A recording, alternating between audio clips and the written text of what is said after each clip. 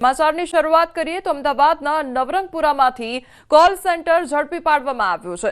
આયુર્વેદિક દવા આપવાના બહાને છેતરપિંડી કરવામાં આવતી હતી। પોલીસે છેતરપિંડી કરનાર 4 આરોપીની ધરપકડ કરી છે। લોકો પાસેથી નાણાં પડાવ્યા બાદ ફોન બંધ કરી દેતા તો અમેરિકામાં વસતા ગુજરાતીઓને ટાર્ગેટ કરતા હતા। પોલીસે આરોપીઓના રિમાન્ડ મેળવી તપાસ શરૂ કરી છે। તો કોલ સેન્ટર ઝડપી પાડવામાં આવ્યું છે અને લોકો સાથે છેતરપિંડી કરવામાં આવી રહી હતી। સંવાદદાતા ઋત્વિજ અમારી સાથે જોડાઈ ગયા છે। ઋત્વિજ, કોલ સેન્ટર ઝડપાયું છે, લોકો સાથે છેતરપિંડી કરવામાં આવતી હતી, ટાર્ગેટ થતો હતો, શું અપડેટ આખી ઘટનામાં?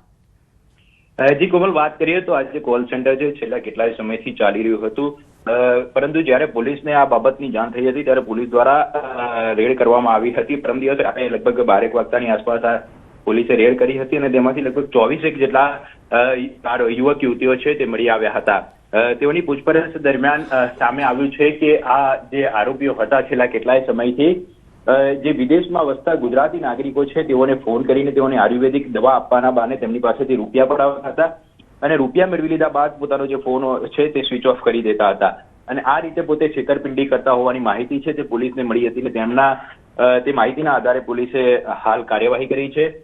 જે મુખ્ય આરોપીઓ છે 4 આરોપીઓ તેઓના રિમાન્ડ મળ્યા છે હાલમાં અને પોલીસે તેઓની વધુ પૂછપરછ શરૂ કરી છે કે લીડ ક્યાંથી લાવતા હતા, લીડ મતલબ કે જે લોકોને ટાર્ગેટ કરવાના છે તે લોકોના નંબર ક્યાંથી મેળવતા હતા, કેટલા સમયથી ચલાવતા હતા, કોને કોને પેમેન્ટ મળતું હતું, વિદેશથી પેમેન્ટ કેવી રીતે ટ્રાન્સફર કરાવતા હતા, તમામ બાબતોને લઈને હાલમાં પોલીસે વધુ તપાસ શરૂ કરી છે। જી ઋત્વિજ, જે 4 આરોપીઓની ધરપકડ કરવામાં આવી છે, આ સિવાય અન્ય કર્મચારીઓ પણ ત્યાં આગળ કામ કરતા હતા, તેમને લઈને શું અપડેટ મળી રહ્યું છે? શું તેમને આખી ઘટના વિશે જાણ હતી? કેટલા સમયથી તેઓ કામ કરી રહ્યા હતા? લગભગ 6 મહિનાથી ચાલતું હોવાની હાલ જે પ્રાથમિક માહિતી છે તે સામે આવી છે, પરંતુ પોલીસ તપાસ બાદ હકીકત સામે આવશે કે આ આરોપીઓ છે તે કેટલા સમયથી કોલ સેન્ટર ચલાવતા હતા, પરંતુ જે માસ્ટર માઇન્ડ છે તે અભિષેક પાઠક હોવાનું જાણવા મળી રહ્યું છે અને તે જે સમગ્ર કોલ સેન્ટર ચલાવતો હોવાનું હાલ પ્રાથમિક તબક્કે જાણવા મળી રહ્યું છે। પોલીસ આ સમગ્ર મામલે તપાસ કરી રહી છે કે કેટલા સમયથી ચલાવતા હતા અને જે અન્ય આરોપીઓ છે તેઓને કેટલો પગાર આપવામાં આવતો હતો, જે યુવક યુવતીઓને કામ કરાવતા હતા તેઓને કેટલો પગાર આપવામાં આવતો હતો, તે અંગે પણ હાલમાં પોલીસ દ્વારા વધુ તપાસ શરૂ કરવામાં આવી છે। જી ઋત્વિજ, સમગ્ર માહિતી બદલ આપનો આભાર। તો અમદાવાદનો આ સમગ્ર મામલો સામે આવ્યો છે, જ્યાં નવરંગપુરામાંથી કોલ સેન્ટર ઝડપી પાડવામાં આવ્યું છે। તો પોલીસે છેતરપિંડી કરનાર જે 4 આરોપીઓ છે તેની ધરપકડ પણ કરી છે। નાણાં પડાવ્યા બાદ ફોન બંધ કરી દેતા હતા તે લોકો અને જે અમેરિકામાં વસતા ગુજરાતીઓ હતા તેમને ટાર્ગેટ કરતા હતા। પંચમહાલ જિલ્લાના ગોધરાના નદીસર ગામમાં ખનીજ માફિયાઓ બેફામ બની ગયા છે। ગ્રામ પંચાયતની પડતર અને ગૌચર જમીનમાંથી કરતા હતા ગેરકાયદેસર ખનન। 4.66 કરોડની માટી ખનન કરી સરકારી મિલકતને પહોંચાડવામાં આવ્યું તો નુકસાન ગ્રામજનોની ઉગ્ર રજૂઆત કરતા ખનીજ માફિયાઓ સામે કરવામાં આવી છે કાર્યવાહી। તો જિલ્લા ખાણ ખનીજ વિભાગ દ્વારા માફિયાઓ સામે નોંધવામાં આવી છે પોલીસ ફરિયાદ। 3 વ્યક્તિઓ સામે ફરિયાદ નોંધવામાં આવી છે અને કાર્યવાહી પણ કરવામાં આવી છે। અગાઉ સરપંચ, તલાટી અને સભ્યોએ સ્થળ પર જઈ ખનન બંધ કરાવ્યા બાદ પણ પુનઃ શરૂ થઈ હતી પ્રવૃત્તિ અને ફરી એકવાર આ ખનીજ માફિયાઓ બેફામ બની ગયા છે। ત્યારે નુકસાનીની ભરપાઈ હવે કોણ કરશે તેને લઈને પણ સવાલ થઈ રહ્યો છે। માફિયાઓની બેફામ દાદાગીરી ક્યારે અટકશે અને ક્યારે તે લોકોની આ પ્રકારની જે પ્રવૃત્તિઓ છે તે અટકશે તેને લઈને સવાલ ઉદ્ભવી રહ્યો છે। તો ખનીજ માફિયાઓને કેમ કોઈ પણ પ્રકારનો ડર નથી સતાવતો તે પણ એક સવાલ ઉદ્ભવી રહ્યો છે। તો નુકસાનીની ભરપાઈ હવે કોના દ્વારા કરવામાં આવશે તે પણ એક સવાલ ઉદ્ભવી રહ્યો છે। સંવાદદાતા રાજેશ અમારી સાથે જોડાઈ ગયા છે। રાજેશ, જે ખનીજ માફિયાઓ છે તે એક તરફ બેફામ બન્યા છે, હવે શું કાર્યવાહી હાથ ધરવામાં આવી છે, શું તપાસ થઈ રહી છે?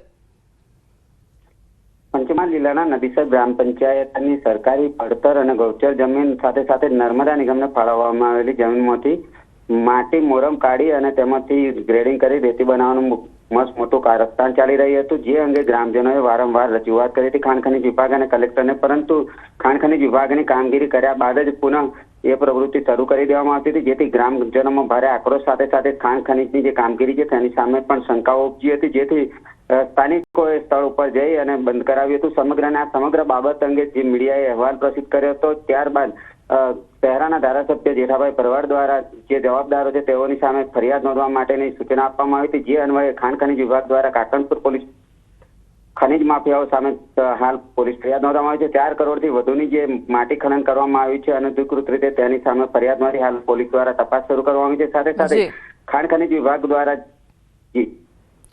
જી રાજેશ, સમગ્ર માહિતી બદલ આપનો આભાર. દારૂના વેચાણને લઈને સાંસદ જ્ઞાનીબેનનું નિવેદન સામે આવ્યું છે. પાર્ટી દારૂ અને ડ્રગ્સના વિરોધમાં ઝુંબેશ ઉપાડશે. યુવાનોની બરબાદી અટકાવવા કોંગ્રેસ હવે સર્વે કરશે. કોંગ્રેસ સર્વે કરી દારૂ ડ્રગ્સ વેચનારનું લિસ્ટ બનાવશે અને પાર્ટી લિસ્ટ તૈયાર કરીને એસપી તેમજ ગૃહમંત્રીને આપશે તેવું કહેવામાં આવ્યું છે. તો દારૂ અને ડ્રગ્સનું જે વેચાણ વધી રહ્યું છે તેને લઈને જ્ઞાનીબેન દ્વારા નિવેદન આપવામાં આવ્યું છે. દારૂના વેચાણને લઈને નિવેદન આપવામાં આવ્યું તો પાર્ટી દારૂ ડ્રગ્સના વિરોધમાં હવે ઝુંબેશ પણ હાથ ધરવામાં આવશે. દારૂ પીધેલા ચાલકો પોતાના સાથે રસ્તા પરના નિર્દોષ લોકોનો જીવ પણ જોખમમાં મૂકે છે. આ બેદરકારી રોકવા માટે હવે મહેસાણા જિલ્લા આરટીઓ કડક પગલાં લેવા માટે જઈ રહ્યું છે. તો મહેસાણા પોલીસે મોટી સંખ્યામાં થયેલા ડ્રિંક એન્ડ ડ્રાઈવના કેસોની વિગત આરટીઓને સોંપી છે. આ માહિતીના આધારે આરટીઓએ નક્કી કર્યું છે કે દારૂ પીધે વાહન હંકારતા ચાલકોના લાયસન્સ સસ્પેન્ડ અથવા તો કેન્સલ કરવામાં આવશે, જેથી રસ્તાઓ પર સલામતી વધે અને દારૂડિયા ડ્રાઈવરો પર કાનૂની સકંજો કસાઈ શકે. નશામાં હોય અને વાહન ચલાવે એ વખતે એ પોતાની સાથે સાથે આખા રોડને જોખમમાં મૂકતો હોય છે. તો એ ગુનાઓ ઉપર તદ્દન કડક કાર્યવાહી જ કરવી જોઈએ. તાજેતરમાં પોલીસ વિભાગ દ્વારા અમને જે રિપોર્ટ આપવામાં આવ્યો છે એમાં એમને ઘણા બધા ડ્રિંક એન્ડ ડ્રાઈવના કેસ કર્યા છે અને ફ્યુચરમાં અમે એ રાહે વિચારીએ છીએ કે આ તમામ કેસોની અંદર એમના લાયસન્સ સસ્પેન્ડ થવા સુધીની કડક કાર્યવાહી કરવી જોઈએ, જેથી કરીને ફરી વખત એ આવી કોઈ ભૂલો ના કરે. મહીસાગરમાં મોટા પ્રમાણમાં પોસ્ટડોડાનો જથ્થો ઝડપાયો ત્યારે અંદાજિત 258.6 કિલો પોસ્ટડોડાનો જથ્થો મળી આવ્યો છે. અકસ્માત સર્જાતા કાર ચાલક કાર મૂકી ફરાર થયો હતો. તો એસઓજીને 38 લાખ રૂપિયાનો પોસ્ટડોડાનો જથ્થો મળ્યો. પોલીસને બગાસું ખાતા પતાસું મળી આવ્યું છે. કારમાં દેશી પિસ્તોલ અને 4 જીવતા કારતૂસ મળ્યા. તો કારમાંથી આ તમામ જથ્થો મળી આવ્યો છે. એફએસએલની ટીમ દ્વારા સમગ્ર બાબતની તપાસ કરવામાં આવી. તો ગાડી ક્યાંથી આવી રહી હતી અને પોસ્ટડોડાનો જથ્થો ક્યાં લઈ જવાતો હતો, તમામ બાબતની તપાસ હાથ ધરવામાં આવી છે. નમનાર ગામ નજીક સ્કોર્પિયો ગાડી અને ઓરા વચ્ચે એક એક્સિડન્ટ થયું હતું. પોલીસ આ વર્દીના આધારે ઘટના સ્થળે પહોંચી હતી. ઘટના સ્થળે પહોંચ્યા બાદ આજે સ્કોર્પિયો ગાડી છે એમાં જોતા પોસ્ટ ડોડા જેવી વસ્તુઓ દેખાઈ હતી પોલીસને, જેથી સરકારી પંચોની હાજરીમાં આ સ્કોર્પિયો ગાડીને ટોઈંગ કરીને પોલીસ સ્ટેશન લઈ જવામાં આવી હતી. મુદ્દામાલ હતો પોસ્ટ ડોડાનો એ ક્યાંથી લાવવામાં આવ્યો, ક્યાં મોકલવામાં આવી રહ્યો હતો, તેમજ આ જે ગાડી છે એ ગાડી કોની માલિકીની છે એ દિશામાં પણ પોલીસ તપાસ કરી રહી છે.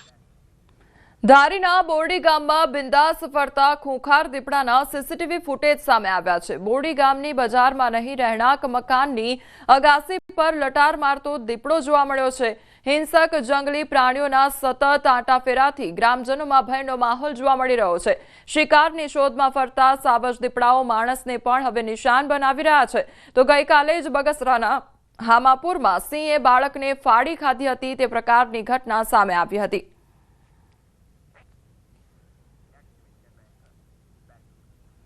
વંથલીના ગ્રામ્ય વિસ્તારમાં દીપડાના આંટાફેરા જોવા મળ્યા છે. સુખપુર ગામના ખોડિયાર મંદિર નજીક દીપડો જોવા મળ્યો હતો. સાંજના સમયે દીપડાએ દેખા દેતા ગ્રામજનોમાં ફફડાટ ફેલાયો હતો. તો અવારનવાર વન્યજીવોના આંટાફેરાથી લોકોમાં ચિંતા સતાવી રહી છે. અગાઉ પણ દીપડાઓ રહેણાંક વિસ્તાર નજીક આવી ચડ્યાની ઘટનાઓ બની ચૂકી છે. તો ફરીવાર દીપડો દેખાતા ગ્રામજનોની દીપડાને પાંજરા પૂરવા માટે માંગ કરવામાં આવી છે. અમરેલીના બગસરામાં સિંહણને પકડવા વન વિભાગનું મેગા રેસ્ક્યુ ઓપરેશન હાથ ધરવામાં આવ્યું. ત્યારે હામાપુર ગામે 5 વર્ષના બાળકને ફાડી ખાનાર સિંહણને પકડવા વન વિભાગે મેગા રેસ્ક્યુ ઓપરેશન હાથ ધર્યું. વન વિભાગ દ્વારા એક સિંહણ અને 4 સિંહ બાળને પાંજરે પૂરવામાં આવ્યા છે. રેસ્ક્યુ કરેલ સિંહણ અને 4 સિંહ બાળને પકડી જૂનાગઢ સક્કરબાગ ઝૂમાં લઈ જવામાં આવ્યા છે.